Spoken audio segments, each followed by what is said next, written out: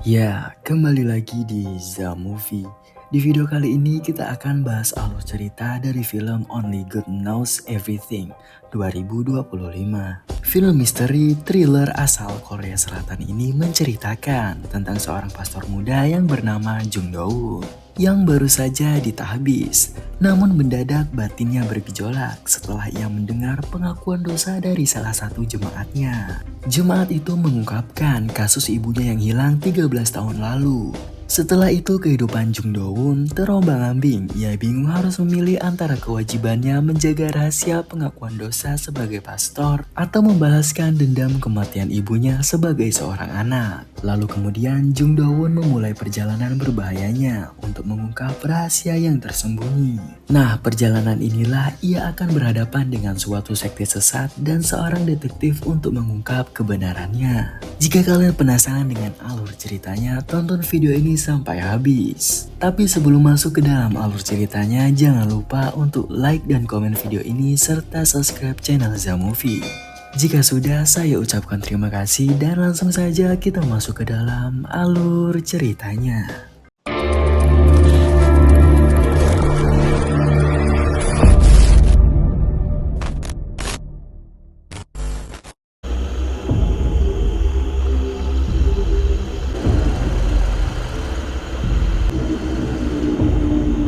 Film diawali di suatu malam yang gelap gulita. Lalu diperlihatkan seorang pria yang tampak panik sedang mengendarai mobil ke dalam hutan terpencil di pinggiran kota. Lalu setelah memastikan tidak ada orang di sekitar sana, pria itu menyeret jasad manusia yang terbungkus plastik rapat dari bagasinya. Namun saat jasad itu diseret, plastik pembungkus yang menutupi jasad itu tidak sengaja tertarik dan terbuka. Dan diketahui jasad itu adalah seorang wanita. 아브라함은 자기 아들 이삭을 바쳐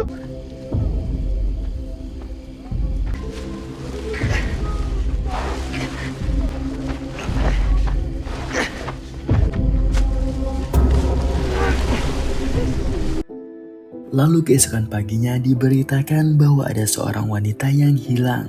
Dan berita itu menjadi berita utama di seluruh kota. Wanita yang hilang itu bernama Jin Suk, seorang wanita janda dan ibu tunggal berusia 30 tahun. Ini bukan kasus orang hilang yang pertama di akhir-akhir ini. Namun sejak 3 bulan lalu sudah ada laporan bahwa ada 2 wanita janda dan ibu tunggal yang menghilang secara misterius dan meninggalkan anak-anak mereka. Lalu beberapa penyelidik menemukan bahwa orang-orang yang hilang tersebut sebelum menghilang mereka sempat melakukan kontak dengan sebuah sekte sesat. Namun karena kurangnya petunjuk dan bukti, polisi tidak bisa menutup kasus tersebut. Lalu kasus hilangnya mereka akhirnya menjadi kasus dingin yang tak terpecahkan. Lalu scene beralih ke 13 tahun kemudian. Saat itu sedang hujan deras dan diperlihatkan seorang pria muda yang sedang merokok di depan sebuah gereja. Pria itu bernama Jung Do-woon. Dan ternyata ibu Jung Do-woon lah yang diberitakan menghilang saat 13 tahun yang lalu.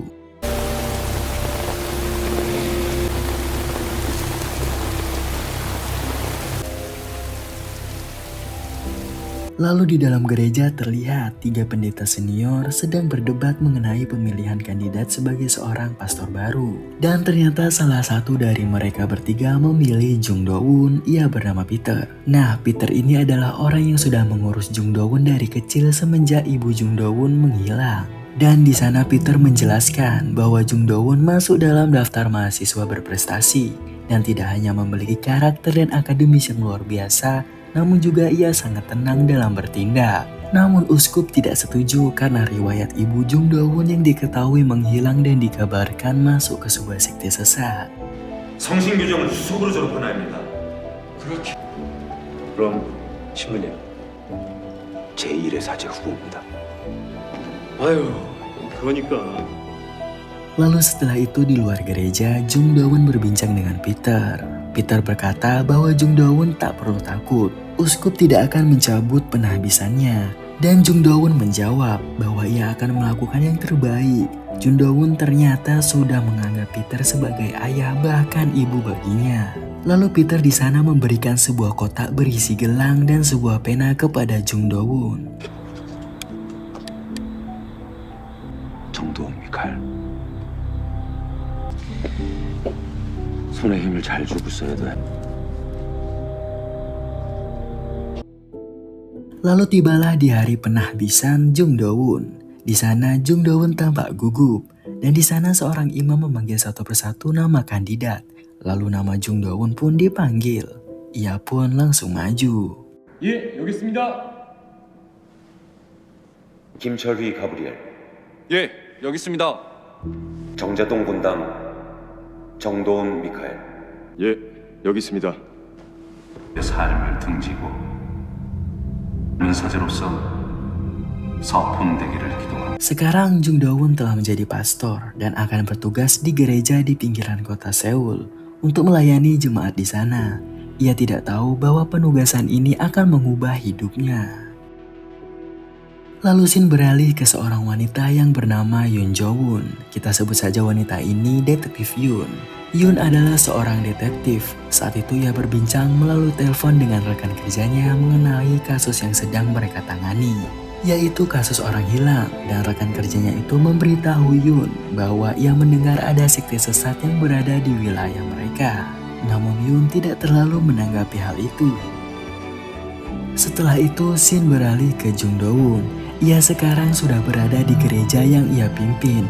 Meskipun gerejanya tidak besar, namun pengikutnya lumayan banyak. Lalu di hari pertamanya bertugas, ada seorang jemaat yang datang untuk melakukan pengakuan dosa. Jung Do-won dengan pakaian rapi pergi ke bilik pengakuan dan siap mendengarkan. Namun saat berada di dalam bilik, jemaat tersebut menyebut namanya adalah Lee Ho-jun. Dan langsung bertanya apakah Jung Do-won sudah mendengar tentang kasus orang hilang baru-baru ini. Lee Ho-jun mengaku tahu alasan di balik kasus orang hilang tersebut. Tidak hanya tahu siapa pelakunya, tapi Lee Ho-jun juga mengaku bahwa ia terlibat dalam kasus itu. Mendengar pengakuan Lee Ho-jun itu, Jung Do-won terkejut. Namun sebelum bisa berbicara, Lee Ho-jun tiba-tiba menangis dan sambil menyesali perbuatannya. Lee Ho-jun pun berkata ia telah membunuh seseorang. Lalu seperti mengucap sebuah mantra yang berisi kalimat, "Setiap ambang pintu dan setiap tiang pintu kami memercikan darah babi. Kami mematahkan leher seekor ayam jantan atau seekor merpati. Kami memercikan darah dari apapun yang ada. Aku harus melakukannya." Lalu Jung Do-won yang bingung langsung bertanya apa maksud dari kata-kata itu. Namun Lee Ho-jun menyebut satu nama, yaitu Jin-suk. 마지막으로 고해한 지 얼마나 되셨는지요? 우리 모두를 용서하십니다. 10분 뒤 어머니 이름이 Mendengar nama itu, Jung Do-won sesaat terpaku. Namun sebelum dia bisa menenangkan diri, Lee Ho-jun itu buru-buru lari keluar dari bilik pengakuan.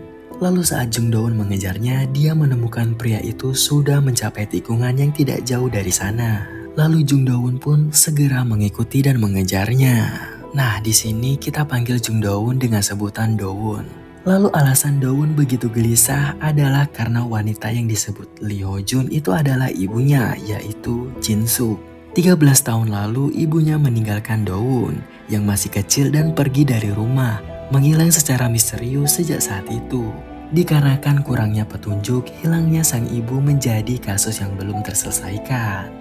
Lalu saat melewati gang kecil dan sampai di persimpangan, Do-won hendak melanjutkan pengejarannya. Namun sebuah mobil tiba-tiba menghalangi jalannya. Dan saat mobil itu pergi, Lee Ho-jun sudah menghilang.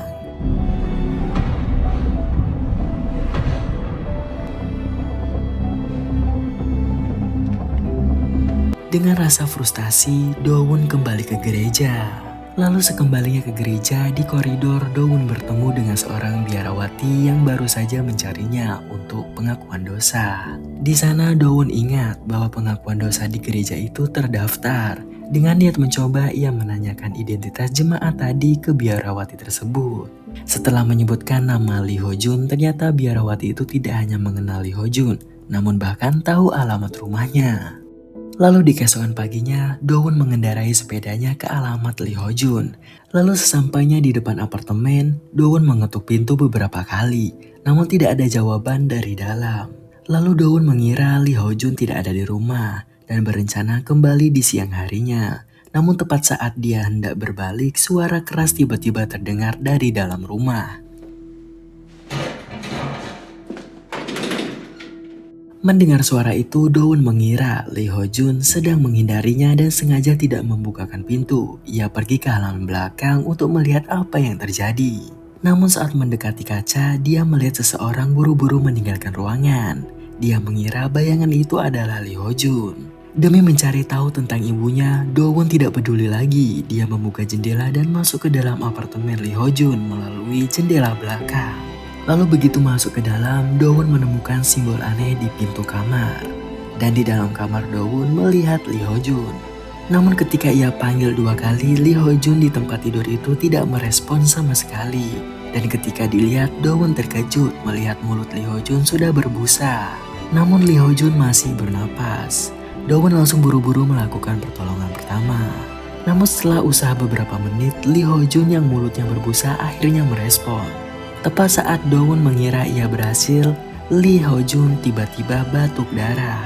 Menyadari ada yang tidak beres, Do-won langsung melarikannya ke rumah sakit dan melaporkan kejadian itu kepada polisi. Lalu saat menunggu perawatan darurat di rumah sakit, detektif Yoon datang menemui Do-won. Di sana Yoon langsung menginterogasi Do-won tentang apa yang baru saja terjadi. Lalu Do-won tidak menyembunyikan apapun dan menceritakan seluruh ceritanya kepada detektif Yoon. Do-won menjelaskan mengapa ia muncul di apartemen Lee Ho-jun. Ya, itu karena sebuah pengakuan dosa Lee Ho-jun. Dikarenakan masalah privasi, Do-won tidak bisa mengungkapkan isi pengakuan itu kepada Yoon. Do-won menjelaskan bahwa ia juga melihat ada penyusup di apartemen Lee Ho-jun. Namun belum sempat melihat wajahnya, penyusup itu lari ketika ia masuk ke dalam. Penyusup itu menggunakan setelan jas hitam. Lalu tak lama rekan kerja Yoon datang membawa seorang wanita. Wanita itu adalah adik perempuan Lee Ho-jun yang bernama Lee Ho-yoon. Namun Lee Ho-yoon tuli dan bisu. Untungnya Do-won yang mengetahui bahasa isyarat dan membantu menerjemahkannya. 안녕하세요. 저 윤주영입니다.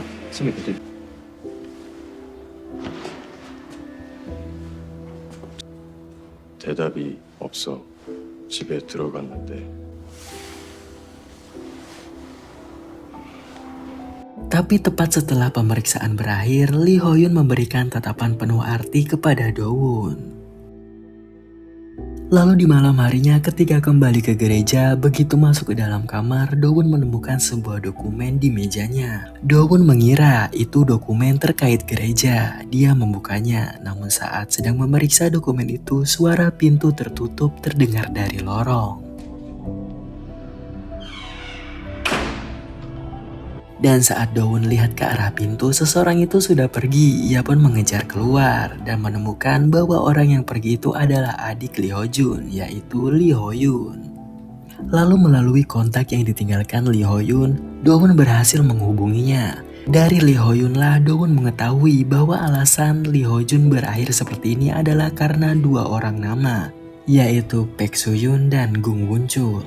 Lee Ho-yoon menjelaskan bahwa mereka adalah 2 anggota organisasi sekte sesat yang menipu pengikutnya di mana-mana. Tidak hanya memeras uang, tetapi juga menggunakan berbagai cara untuk mengendalikan pengikutnya. Lalu mengubah mereka menjadi seperti boneka. Lee Ho-yoon curiga percobaan pembunuhan Lee Ho-jun pasti terkait dengan sekte sesat itu. Lalu setelah mengetahui penjelasan Lee Ho-yoon dan melihat informasi di meja, Do-won kembali teringat ibunya. Ia berpikir, mungkinkah hilangnya ibunya itu juga terkait dengan sekte sesat itu. Lalu Do-won berencana menyelidiki tentang sekte sesat yang disebut oleh Lee Ho-yoon itu. Lalu di pagi harinya, detektif Yoon menemui seorang ibu dari mahasiswa yang hilang. Nah, kita sebut saja anak yang hilang itu bernama Seo-jun. Di sana ibu Seo-jun memberikan buku harian anaknya sebelum menghilang kepada Yoon dan buku itu berisi pesan, "Jangan temukan aku." Lalu Yoon menanyakan kepada ibu Seo-jun apakah ia kenal seseorang yang pernah berinteraksi dengan anaknya sebelum anaknya itu menghilang. Lalu ibu Seo-jun menunjukkan sebuah foto wanita yang pernah dilihatnya dan berkata bahwa Seo-jun sering berinteraksi dengan wanita di foto itu. Selain itu, Seo-jun menarik semua uang dari kartu rekeningnya sebelum menghilang. Dan ibu Seo-jun memohon kepada Yoon supaya ia menemukan putranya dikarenakan ibu Seo-jun menderita kanker stadium akhir dan tidak punya banyak waktu lagi. Lalu ibu Seojun memberikan sebuah alat perekam milik Seojun. Dan di alat perekam itu terdapat simbol yang sama seperti yang ada di pintu kamar Lee Ho-jun. Lalu tiba-tiba ibu Seojun bertanya apakah Yoon sudah menikah. Yoon menjawab dengan singkat, ia sudah menikah dan sudah memiliki anak. Lalu scene beralih ke Lee Ho-yun. Ia sedang merapikan pakaian di rumah kakaknya. Ketika saat itu ia mendapatkan pesan dari Yoon bahwa kakaknya akan dipindahkan ke bangsal umum jika dia sudah membaik. Lalu ketika melanjutkan melipat baju, Lee Ho-yun mendapatkan secari kertas yang bertuliskan kuil Gwangwon dan simbol aneh.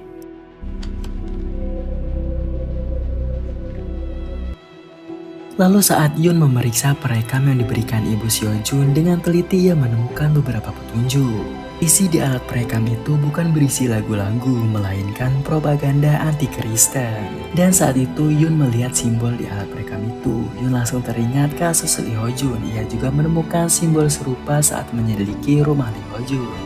Lalu di sisi lain kita diperlihatkan adanya beberapa orang yang sedang memberikan brosur tentang agama. Dan salah satu pria itu sambil berkata, "Selamatkan dirimu, Tuhan mengasihimu. Percayalah kepada Tuhan dan kau akan diselamatkan." Dan ternyata Do-won dan Lee Ho-yun melihat itu dari dalam mobil. Dan Lee Ho-yun menjelaskan dengan bahasa isyarat yang artinya, lihat itu pria yang membagikan brosur, dia adalah suami Baek So-yoon yang bernama Gung Won-chul. Mereka mengambil uang dan pikiran orang lain dan mempersembahkan. Lalu Do-won bertanya kepada Lee Ho-yun, di manakah rumah Baek So-yoon? 구원받으세요. 하나님 꼭 구원받으세요. 수연의 남편이에요. 동태장이죠. 백수연 집은 Lalu setelah mendapatkan alamat dari Lee Ho-yun, Do-won datang ke kediaman Baek So-yoon yang ternyata adalah sebuah restoran di pedesaan. Di sana Do-won disambut dengan dipersilahkan duduk oleh Baek So-yoon dengan ramah. Ternyata Baek So-yoon sudah berusia di atas 40 tahun. Meskipun sudah berusia di atas 40 tahun, dia masih awet muda dan menarik. Di sana Do-won berpura-pura menjadi pelanggan dan memesan sup kimchi. Lalu saat Baek So-yoon akan menyajikan makanan, pria tadi yang tak lain adalah suami Baek So-yoon datang. Dengan membawa bahan makanan masuk, ya pria itu adalah Gung Won-chul. Setelah Do-won melihat Gung Won-chul bersama Baek So-yoon masuk ke dalam dapur, begitu mereka masuk, Do-won samar-samar mendengar percakapan mereka. Dikarenakan penasaran, dia mendekat dan menemukan Baek So-yoon sedang merendahkan dan memukuli suaminya itu. Namun suaminya tidak marah, malah sebaliknya dia berlutut di hadapan Baek So-yoon membiarkan istrinya menghinanya.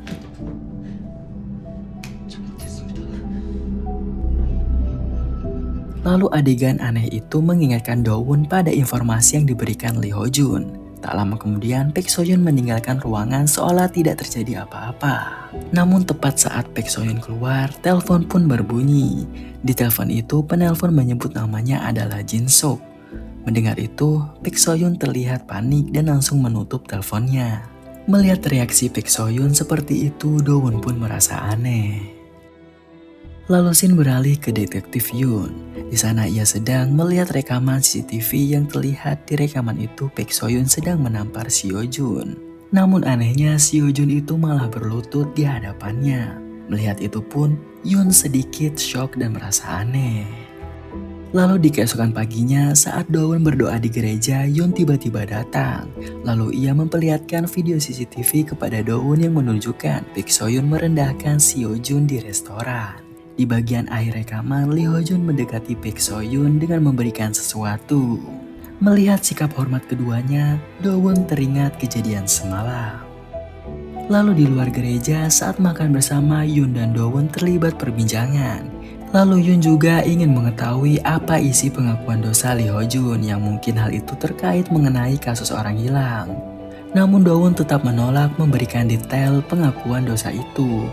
Bukan karena tidak mau bekerja sama, namun dia sudah berjanji akan menjaga privasi dari pengakuan dosa jamaatnya itu. Lalu tak lama Yoon mendapatkan telepon dari rekan kerjanya. Ia memberitahu Yoon bahwa ada kasus yang cukup mirip dengan kasus Seojun. Yaitu 13 tahun yang lalu ada kasus seorang ibu yang hilang meninggalkan seorang anak laki-lakinya berusia 15 tahun. Lalu rekan kerja Yun menceritakan bahwa dulu ada seorang anak laki-laki sakit lalu ibunya pergi untuk mencari obatnya. Pada akhirnya ibunya memeluk sebuah agama namun tiba-tiba Yun memotong pembicaraannya. Yun berkata lanjutkan saja pencariannya, sekarang ia sedang bersama seseorang.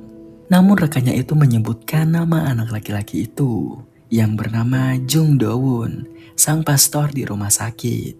Setelah mengetahui bahwa kasus lama itu terkait dengan Do-won, Yun langsung mengerti mengapa Do-won enggan memberikan isi pengakuan dosa dari Lee Ho-jun. Lalu Yun bergegas kembali ke kantor polisi dan meninjau file dari kasus ibu Do-won. Lalu setelah Yun memeriksa file tentang kasus hilangnya Jin-suk, ternyata ada 3 kasus orang hilang lainnya yang sangat mirip dengan kasus Hyo-jun dan Jin-suk. 3. Saat memeriksa file, Yun sekali lagi menemukan simbol-simbol yang sama pada alat perekam Hyo-jun dan simbol di pintu kamar Lee Ho-jun. Lalu Yun mencari tahu tentang simbol itu dan menemukan bahwa ternyata itu adalah lambang sebuah kuil bernama kekuasaan Tuhan. Ya, sekte ini telah ada di Korea selama lebih dari 20 tahun yang lalu. Pada file Jin-suk, Yun menemukan kartu nama seorang dukun dan ia lalu pergi ke alam tersebut yang ternyata adalah sebuah kuil. Namun itu bukan kuil biasa, tempatnya redup dengan dekorasi yang aneh. Lalu di sana ada seorang wanita penjaga. Dari seorang wanita itu Yun tahu bahwa kuil itu sebenarnya adalah tempat peramalan seorang dukun. Nah, dukun itu kita sebut saja ia bernama Jung-hoon. Di sana Yun terpaksa berpura-pura menjadi pasien. Di ruangan itu ia bertemu dengan Jung-hoon. Namun anehnya Jung-hoon langsung berkata bahwa Yun baru saja melahirkan bayi. Namun anehnya lagi, Yoo-hoon tiba-tiba langsung mengenali Yun bahwa Yun adalah seorang detektif dan langsung menyerangnya.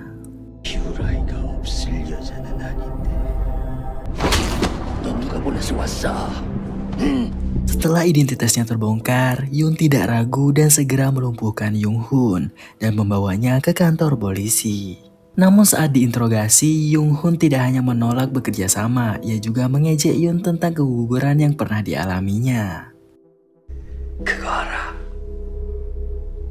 얘가 너 좋아하네. 다 단명한 사주네. 지 살려고 남을 잡아먹어야. Yun yang tak bisa menahan emosinya langsung mencekik Jung-hoon hingga mengeluarkan cairan merah.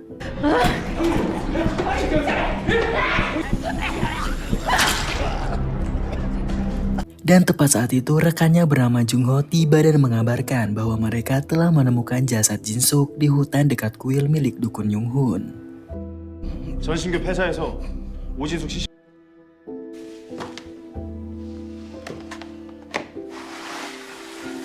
Lalu kemudian Do-won yang diberitahukan bahwa ibunya telah meninggal 13 tahun yang lalu merasa kecewa, namun tidak terlalu terkejut.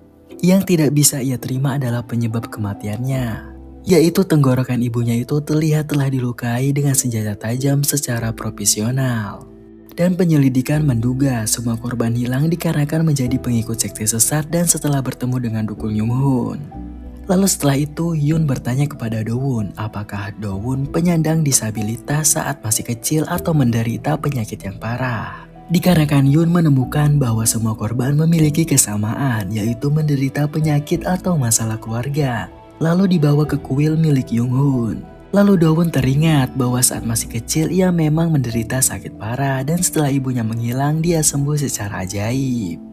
Dan Do-won akhirnya menceritakan isi pengakuan Lee Ho-jun kepada Yun. 부검 뭐 그런 거 해야 됩니까? 신부님이 원하신다면요. Lalu saat itu mereka menyimpulkan Baek So-yun adalah pemimpin sekte sesat itu, sementara Gung, Lee Ho-jun, dan Seo-jun adalah pengikutnya yang dikendalikan pikirannya. Setelah itu Yun memberikan fakta bahwa Jin-suk sepertinya telah bertemu dengan seseorang setelah menarik uang di rekeningnya. Dan seseorang itu ternyata adalah Peter yang tak lain adalah pendeta senior yang telah mengurusnya dari kecil. Nah, ternyata terungkap, Peter 13 tahun yang lalu juga menjadi pengikut sekte sesat itu dan berhasil membujuk ibu Do-won untuk masuk ke dalam sekte sesat itu. Namun Peter tersadarkan lalu bertaubat menjadi seorang pendeta. Untuk menebus dosanya, di sanalah Peter memutuskan untuk mengurus Do-won dari kecil sampai sekarang. Mengetahui fakta pahit ini, Do-won sangat hancur dikarenakan Peter yang telah ia anggap seperti ayah bahkan ibu baginya. Dan ternyata Peterlah yang menghancurkan hidupnya dengan memancing ibunya untuk masuk ke dalam sekte dan menghabisi harta ibunya lalu dihabisi oleh Baek So-hyun. Lalu setelah itu scene beralih kepada pendeta Peter dan Do-won. Peter mengucapkan bela sungkawa terhadap Do-won dikarenakan jasad ibunya sudah ditemukan. Namun dengan nada dingin, Do-won berkata kepada Peter, "Kau sudah kuanggap seperti ayah dan ibuku. Dengan bantuanmu, aku telah sampai sejauh ini sebagai seorang anak yang sakit. Namun mengapa kau tidak memberitahuku?" Mendengar itu, Peter sedikit panik dan kaget. Lalu Do-won pun mengungkap semua fakta soal ibu dan pengakuan dosa dari Lee Ho-jun. Dan di sana terjadilah perdebatan antara mereka berdua. Do-won berkata selama 13 tahun sejak kehilangan ibunya, ia berkelana tanpa tujuan dan sekarang dia akan menjadi tangan kanannya, yaitu untuk melaksanakan kehendak ibunya. 고해를 함부로 발설해! 가졌던 믿음을! 가짜 믿음 따위를 잃어버렸는데 그깟 교리 따위가 문제입니까? 그분은 우리가 이해 못하는 방식으로 우리에게 시련을 주시기도 한다. 난폭한 자들의 손에서 저를 빼내어 주시고 당신의 주먹과 친 저를 두려움에 떨지 않도록 알려주시옵소서.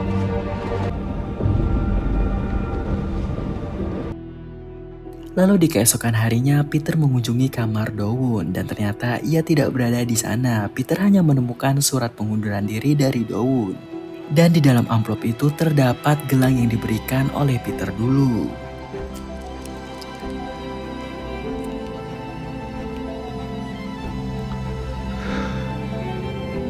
Setelah itu Peter melakukan pengakuan dosa yang mengatakan bahwa ia sangat menyesal telah melakukan semua ini. 잃은 것 같습니다. 말씀 듣겠습니다. 마주하게 되실 겁니다.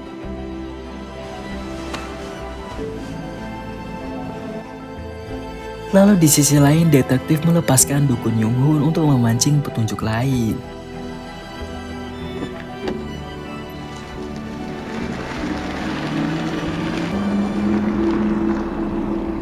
Lalu Do-won menemui Yung-hoon di kuilnya. Mereka terlibat perbincangan.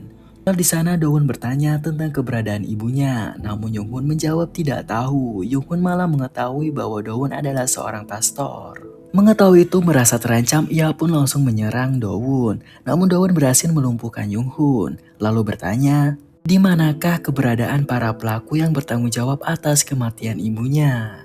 Setelah itu Yung-hoon yang menyerah dan akan membantu Do-won. Namun sebelum melakukannya, Yung-hoon berkata bahwa hari ini ia akan meninggal dikarenakan penyakit yang dideritanya. Dan terungkap bahwa Yung-hoon yang ternyata menderita kanker stadion akhir. Nah, itulah yang menyebabkan ia masuk ke dalam sekte sesat itu untuk menyembuhkan penyakitnya. Namun dikarenakan penyakitnya tidak sembuh-sembuh, disitulah dia tersadar bahwa semua itu hanyalah bualan semata dari Baek So-hyun. Dan akhirnya Yung-hoon setuju membantu Do-won untuk membalaskan dendamnya karena ia ingin menembus dosa sebelum meninggal. Lalu di malam harinya, Baek So-hyun, suaminya dan Seo-jun datang ke kuil Yung-hoon. Dan terlihat Seo-jun yang tampak linglung. Baek So-hyun menipu Seo-jun, menyuruh Seo-jun untuk berdoa untuk ibunya. Dan mengatakan bahwa dia sebentar lagi akan mendapatkan banyak uang dan penyakit ibunya akan sembuh.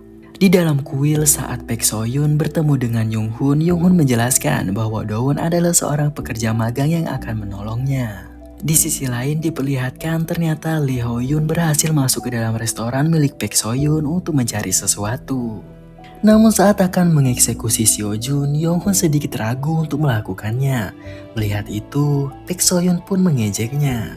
Dan ternyata Yung-hoon selama ini bertugas yang menjadi algojo bagi Baek So-hyun. Dikarenakan Yung-hoon percaya itu adalah cara menyembuhkan penyakitnya. Namun ternyata penyakitnya malah semakin parah. Yung-hoon sadar itu hanyalah tipuan Baek So-hyun saja. Dan di saat itu juga Yung-hoon mengungkap bahwa Do-won adalah anak dari Jin-suk. Yung-hoon juga mengatakan bahwa semua ini adalah ulah dari Baek So-hyun dan menyebut bahwa Baek So-hyun adalah perempuan gila dan ia malah menyerang Do-won sambil berkata, "Habisi saja aku sekarang." Namun tiba-tiba petir menyambar, saat itulah Yung-hoon meninggal dunia.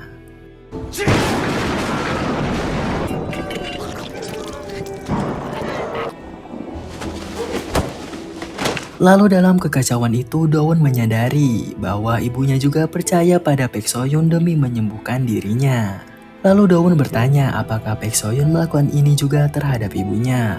Namun Baek So-yoon malah menyerang dan melukai Dowon. Baek So-yoon yang melihat aksinya dari tadi terekam oleh ponsel, ia sangat marah. Lalu saat itulah Dowon melakukan pengusiran setan kepada Baek So-yoon. Bukannya tersadar, ia malah menyerang Dowon lagi. Namun malah Gung muncullah yang tersadarkan oleh ucapan Dowon. Ternyata putra dari Gung yang mengalami sakit yang parah namun tidak sembuh-sembuh. Dengan ucapan Dowon, Gung muncul akhirnya sadar bahwa selama ini yang dilakukannya adalah hal yang salah.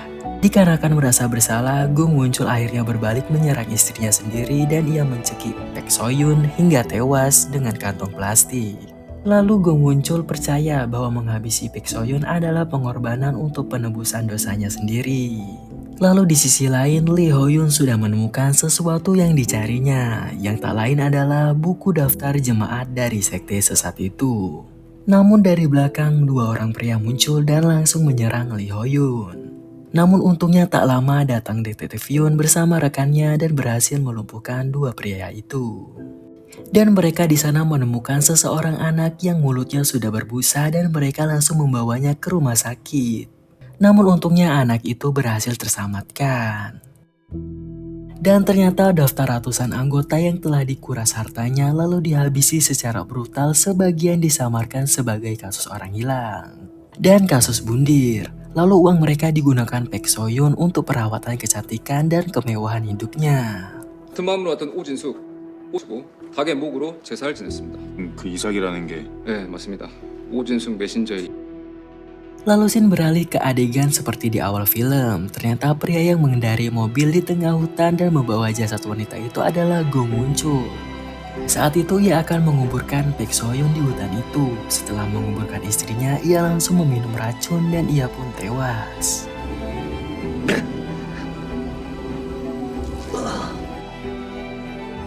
Lalu setelah kejadian tragis itu, Dowon memutuskan untuk kembali ke gereja. Di sana ia bertemu dengan uskup. Lalu Dowon berkata pada uskup bahwa ia telah melakukan dosa besar. Ia akan menerima hukumannya. Namun uskup sambil melihat perban di tangan Dowon, ia menjawab,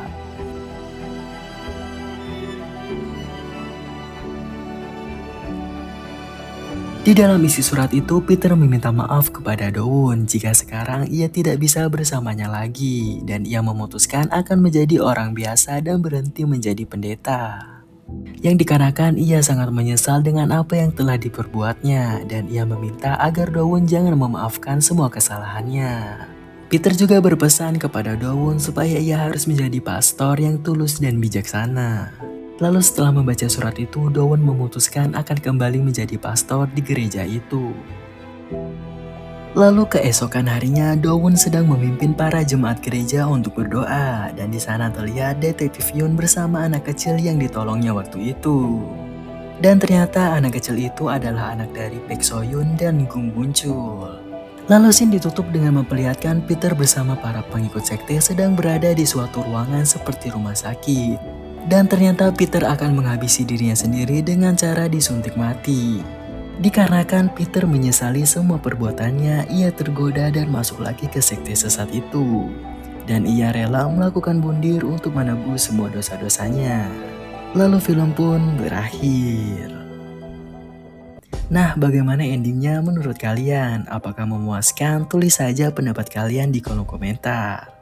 Dan jika kalian suka dengan video ini, jangan lupa like video ini. Dan jika ada ide dan saran, langsung saja komen. Dan jangan lupa subscribe channel Zamovie. Jika sudah, saya ucapkan terima kasih dan sampai jumpa di alur cerita film selanjutnya.